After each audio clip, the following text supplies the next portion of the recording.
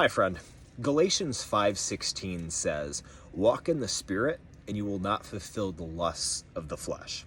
A simpler way of putting this is, if you are living a life pleasing to God in His will, and you're doing that consistently, you won't be as apt to fall prey to the sins and the mistakes and the temptations that oftentimes bombard us.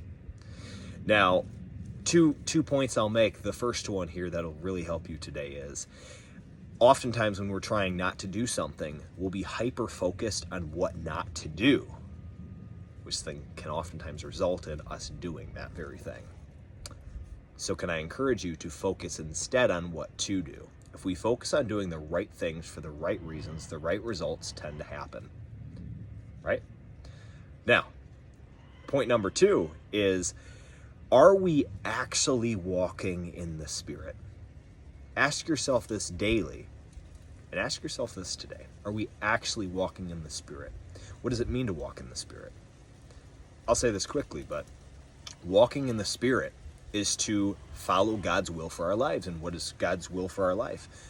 Well, it's to follow His Word. And what is His Word? What does it say? Well, it says the fruits of the Spirit are love, joy, peace, long-suffering, gentleness, meekness, all those things.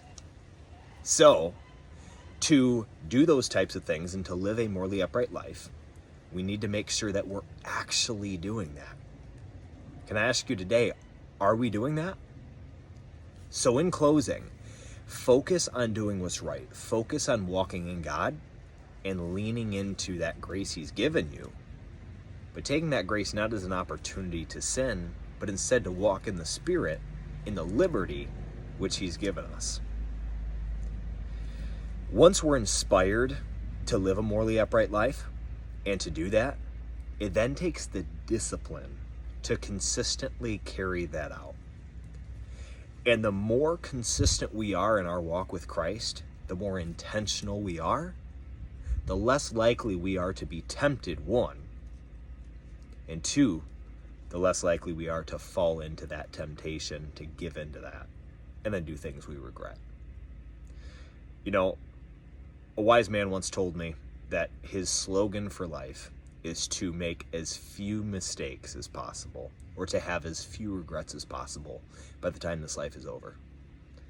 Let's have that mindset today. God bless.